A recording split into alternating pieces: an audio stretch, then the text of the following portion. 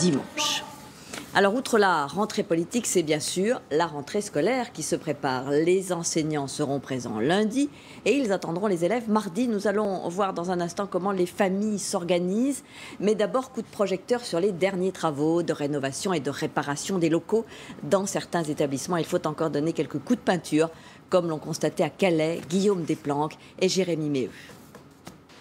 Si la cour de récréation est encore vide, sur le toit de cette école, les couvreurs sont à pied d'œuvre pour finir l'isolation de la toiture avant la rentrée des classes. Pierre vérifie le bon déroulement du chantier. Et vous savez comment faire, reconstituer le support et bien mettre hors d'eau cette toiture pour la rentrée scolaire. Le but ici étant de libérer les classes, de faire le moins de bruit possible pour les travaux qui vont continuer pendant la période scolaire.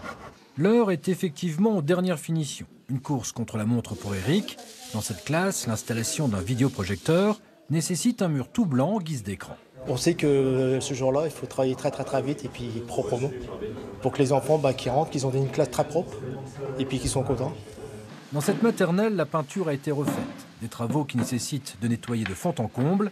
Chaque année, le coût de l'entretien et du fonctionnement pour les écoles de la ville est d'1 million d'euros. C'est le dernier jour de nettoyage, donc les couloirs, la salle de jeu, les cuisines, et après ça sera terminé. On n'a pas le choix, aujourd'hui on est obligé de mettre vraiment un petit coup pour que ça soit vraiment prêt pour l'accueil des enfants mardi.